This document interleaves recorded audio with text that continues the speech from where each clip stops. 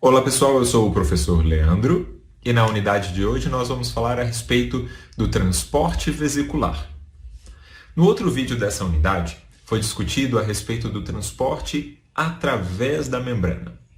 Diferente daquele tipo de transporte, agora nós vamos falar de um transporte que também envolve uma participação ativa da membrana, mas não acontece através dela. Por exemplo, o retículo endoplasmático é um sítio de alta produção de proteínas. Várias dessas proteínas que são produzidas lá no retículo endoplasmático devem, por exemplo, ser exportadas para a membrana ou até mesmo para fora da célula. Como que uma proteína que foi produzida lá no retículo acaba indo parar lá do lado de fora da célula? Isso que a gente vai discutir agora, através das vesículas. Então, quando um produto proteico é produzido lá no retículo, ele vai ser transportado até o aparelho de Golgi.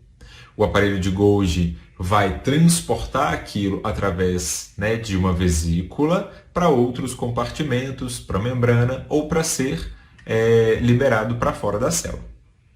Então, como que isso acontece?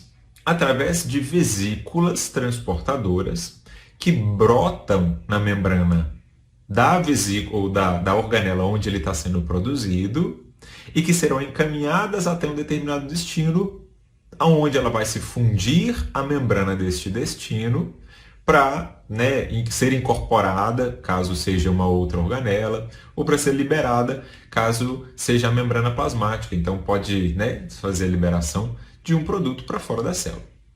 Então essas vesículas elas vão carregar componentes que farão parte lá da membrana plasmática, podem carregar proteínas solúveis que devem ser liberadas, ou qualquer outro produto proteico que deva ser secretado por aquela célula.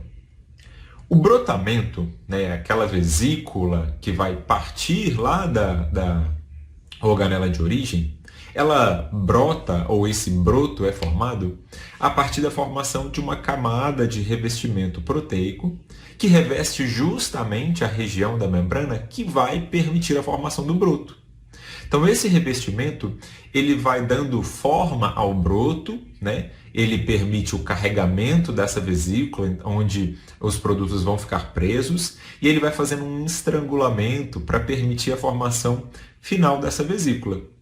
Esse broto, então ele se destaca dessa organela origem e ele perde esse revestimento para se fundir diretamente na membrana do seu destino, seja esse destino uma outra organela ou seja a membrana plasmática.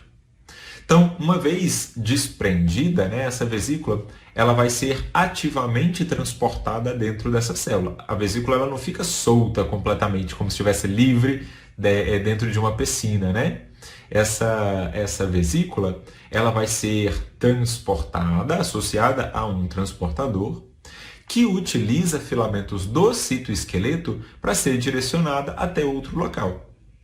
Então, uma vez que a vesícula ela é transportada, ela vai alcançar o seu alvo, e esse alvo ele vai ser reconhecido a partir de estruturas que são expressas na superfície da vesícula. Então, muitos produtos que são produzidos, por exemplo, mais uma vez, lá no retículo endoplasmático, eles são transportados através de uma vesícula que se funde à membrana do complexo de Golgi, e o complexo de Golgi cria uma nova vesícula e associa a essa vesícula determinados marcadores que vão permitir a associação dessa vesícula, que vai ser produzida a partir do complexo de Golgi, do aparelho de Golgi, e esses componentes lá da vesícula vão reconhecer o seu destino. Então existem marcas moleculares na superfície da vesícula que vão conseguir identificar quando ela chega no seu destino. Então, algumas dessas marcas, algumas dessas proteínas, elas fazem uma associação com outras proteínas como se fossem ganchos. Então, a vesícula tem um gancho e a membrana do seu destino tem um gancho associado. Na hora que a vesícula se aproxima à vesícula do seu destino, estes dois ganchos se prendem e permite com que a membrana da vesícula se funda, fique tão próximo à membrana do seu destino, né? Membrana plasmática ou de outra organela. Então essas duas ficam tão próximas que elas acabam se fundindo. E aí o produto que estava dentro daquela vesícula acaba sendo incorporado à outra organela ou sendo liberado através, né, da membrana para fora da célula. Então esse transporte vesicular ele vai ser utilizado tanto para exocitose, ou seja, para excreção de produtos do metabolismo celular, ou para secreção de produtos que foram produzidos dentro da célula e devem ser liberados, né, para fora da célula, quanto vai ser utilizado também para endocitose, para incorporação, né, para passar para dentro da célula partículas grandes através da fagocitose ou partículas solúveis através de um transporte que vai ser chamado de pinocitose. Por hoje é só, bons estudos e até a próxima!